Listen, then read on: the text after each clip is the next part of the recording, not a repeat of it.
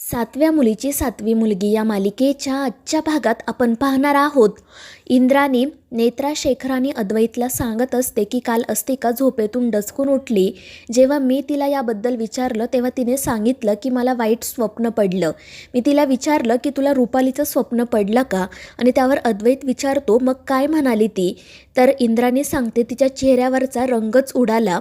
तर शेखरही म्हणत असतो की नेत्राचे आबा आणि आई रुपालीसोबत न घाबरता बोलले. तन्मय आणि केतकीसुद्धा न घाबरता तिच्यासमोर उभे राहिले, म्हणून त्या रुपालीचा आत्मविश्वास हलला आहे. तिच्या डोळ्यातील भीती मी स्वतः बघितली आहे. तर अद्वैत म्हणत असतो आणि इंद्राणी आत्यांनी जी ट्रिक वापरली आहे त्याचाही आपल्याला फायदा होईल. इंद्राणी आत्यांनी त्या अस्तिकाला जे काही सांगितलंय ते ती नक्कीच विरोचकाला म्हणजे त्या रुपालीला जाऊन सांगेल. आणि त्यावर नेत्रा म्हणते हो, ती नक्कीच त्या रुपाली म्हात्रेला हे सगळं जाऊन सांगणार आणि मग सगळं काही आपल्या मनाप्रमाणे घडणार.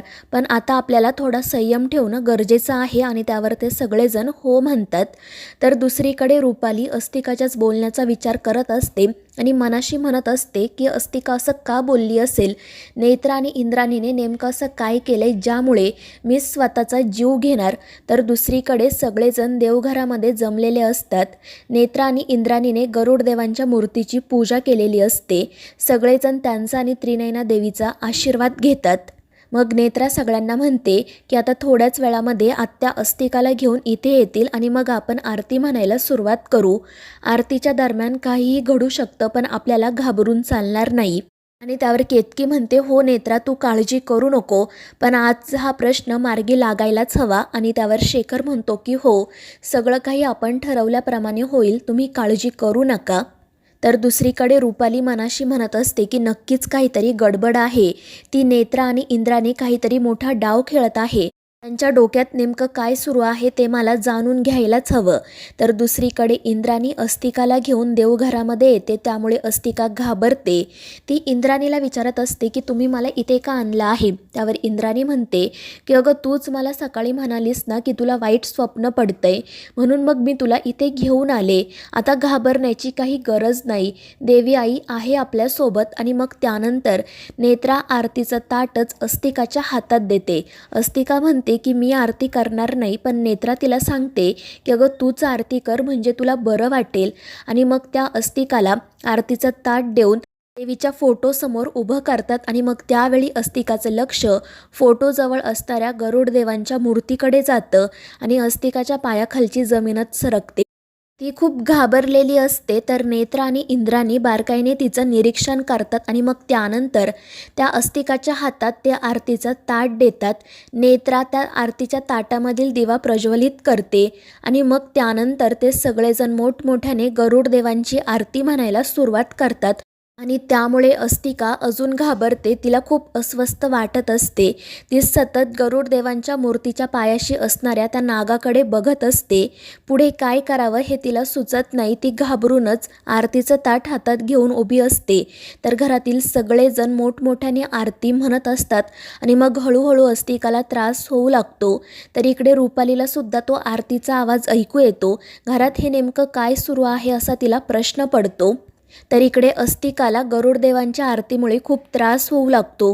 ती घाबरूनच आरतीचं ताट बाजूला करते. पण नेत्रा आणि इंद्राणी तिला ते आरतीचं ताट बाजूला करू देत नाही. त्या दोघीही तिच्याच बाजूला उभ्या असतात. आणि मग हळूहळू अस्तिकाचा हात काळा पडू लागतो. ती तिच्या नागरूपात येऊ लागते आणि ते बघून घरातील सर्वजण घाबरतात. अस्तिकासुद्धा घाबरूनच त्या सगळ्यातून बाहेर पडण्याचा प्रयत्न करत असते आणि त्यानंतर ती आरतीचं ताट खाली फेकून देते. पण नेत्रा आणि इंद्राणी पटकन ते ताट पकडतात. अस्तिका नागरूपात येत आहे हे बघून घरातील सगळेजण आश्चर्यानेच तिच्याकडे बघत असतात. ते सगळेजण खूप घाबरलेले असतात. मात्र मग त्यानंतर नेत्रा त्यांना इशारा करते आणि मग ते मोठमोठ्याने पुन्हा गरुड देवाची आरती म्हणायला सुरुवात करतात. त्यामुळे अस्तिका खूप अस्वस्थ होते आणि नेत्रा इंद्राणीला धक्का मारून तेथून पळून जाते. तर रुपाली बाहेरच उभी असते. अस्तिका पळतच तिच्या जवळ जाते आणि म्हणते की विरोचका वाचवा मला. माझा प्रतिशोध अजून पूर्ण झालेला नाहीये, मला जगायचंय. त्यावर रुपाली तिला म्हणते की अस्तिका तू शांत हो, तुला काही होणार नाही. तोपर्यंत घरातील सगळेजण बाहेर येतात. नेत्रा म्हणत असते की जिने आजींचा खून केला आहे तिला शिक्षा होणारच आणि मग ती अस्तिकाच्या अंगावर धावून जाते तर अस्तिका रुपालीच्या पाठीमागे लपते. मात्र नेत्रा रुपालीचा हात पकडून तिला बाजूला ढकलून देते आणि अस्तिकाचे केस पकडून तिला सगळ्यांसमोर घेऊन जाते. त्यानंतर ती अस्तिकाला इंद्राणीकडे ढकलून देते तर इंद्राणी अस्तिकाचा गळा दाबते. ती म्हणत असते की आज या विरोचकाच्या नागाचा अंत होणार आणि मग ती अस्तिकाला पुन्हा नेत्राकडे ढकलते. तर नेत्रा तिला म्हणत असते की या विरोचकाचा नाग आहेस ना तू, पण आता तुला आमच्यापासून हा विरोचक सुद्धा वाचवू शकणार नाही. आणि नेत्राचं ते बोलणं ऐकून रुपाली मोठ्याने तिच्यावर ओरडते, पण घरातील कोणीही रुपालीला घाबरत नाही. उलट नेत्रा अस्तिकाच्या कानाखाली मारते आणि तिला पुन्हा एकदा इंद्राणीकडे ढकलते. तर इंद्राणी म्हणत असते की आता हा विरोचकच काय, तर विरोचकाचे तीर्थरूपसुद्धा तुला आमच्यापासून वाचवू शकत नाही. आज तुझा अंत निश्चित आहे. आणि मग त्यानंतर ती पुन्हा तिला नेत्राकडे ढकलते. नेत्रा तिचे केस पकडते. त्या दोघीजणी अस्तिकाला खूप मारत असतात. तिच्या नाकातून रक्त येते, मात्र तरीही त्या दोघीजणी थांबत नाही.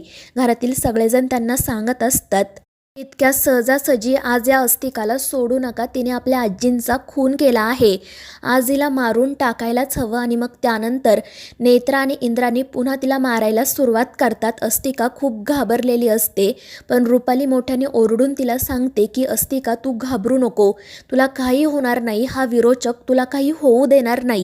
आणि मग ती अस्तिकाला तिच्या नागरूपात यायला सांगते, मात्र अस्तिका काही नागरूपात येत नाही.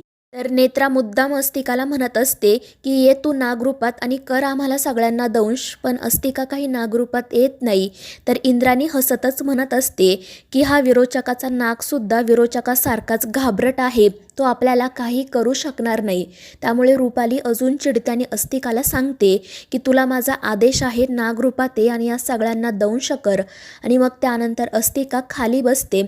सगळेजण आश्चर्यानेच तिच्याकडे बघत असतात आणि मग क्षणार्धात अस्तिका नागरूपात सगळ्यांसमोर येते. त्यामुळे घरातील सगळेजण घाबरतात. नेत्रा आणि इंद्राणी सुद्धा 4 पावले मागे जातात. तर रुपाली हसतच सगळ्यांकडे बघत असते. त्यानंतर नेत्रा तिला सांगते की विरोचका आज तुझ्या या नागाचा अंत तुझ्या डोळ्यांसमोरच होणार. आणि मग ती इंद्राणीला म्हणते की आत्या काही झालं तरी आज या नागाला सोडायचं नाही. आणि मग त्यानंतर नेत्रा आणि इंद्राणी एकत्रच त्या नागावर झडप घालतात, पण अस्तिका त्यांच्या तावडीतून निसटते आणि घराबाहेर जाते. त्या दोघीही तिच्या मागे पळतच जातात. तर इकडे सगळेजण बाहेर जाण्यासाठी निघालेले असतात, पण अद्वैत त्यांना थांबवतो. तो म्हणतो की तुम्ही इथेच थांबा, तुमच्या जीवाला धोका आहे, मी बाहेर जाऊन बघतो. आणि मग तो सुद्धा नेत्रा इंद्राणीच्या पाठोपाठ जातो. तर इकडे घरातील सगळेजण रागातच रुपालीकडे बघत असतात. केतकी तिच्या समोर जात म्हणते की काय झालं, घाबरलीस का तू? तर शेखरही म्हणत असतो की आता तू काही करू शकणार नाही. तर तेजस हसतच म्हणत असतो की या अशा विरोचकाला घाबरायचं आहे का आपण? आणि मग फाल्गुनी सुद्धा समोर येते. ती म्हणते की हा तर स्वतःच घाबरलेला आहे, तो आपल्याला काही घाबरवणार. तर केतकी म्हणत असते की ही आपल्याला मरणाच्या धमक्या देत होती, पण आता स्वतःच मरणाला घाबरली आहे आणि काय म्हणत होती तर आमच्या गटामध्ये सामील व्हा. तर शेखर म्हणतो अगं तुझा कोणता गट, तुला तर साधं कुत्रंसुद्धा विचारत नाही. तर तेजस म्हणत असतो की या विरोचकाला साधं कुत्रंसुद्धा घाबरणार नाही. आणि त्या सगळ्यांचं हे बोलणं ऐकून रुपाली खूप चिडते. तर केतकी म्हणत असते की आता आपण टॉस करूयात, जर छापा आला तर इंद्राणी मॅडम तुझ्या त्या नागाला मारणार आणि जर काटा आला तर नेत्रा तुझ्या त्या नागाला मारणार. आणि त्यांचं हे बोलणं ऐकून रुपाली रागातच तेथून निघून जाते. तर शेखर म्हणत असतो की आपण देवघरामध्ये जाऊन थांबू, तिथे आपल्या जीवाला कोणताही धोका नाही. आणि मग ते चौघेजण देवघरात जातात. तर इकडे घडलेल्या प्रकारामुळे रुपाली खूप घाबरलेली असते. तिला दरदरून घाम फुटलेला असतो. अस्तिकाचं काय होईल याची तिला काळजी वाटत असते. ती मनाशी म्हणत असते की अस्तिका त्यांच्या हाती सापडली तर तिचा अंत निश्चित आहे. तर मित्रांनो, या मालिकेच्या पुढील भागांमध्ये आपण पाहणार आहोत राजाध्यक्षांच्या घरामध्ये मानवी हाडं सापडायला सुरुवात होते. फ्रीजमध्ये कवटी ठेवलेली असते, तर सोफ्यावर हाताचे पंजे, आणि ते बघून घरात भीतीचे वातावरण पसरते.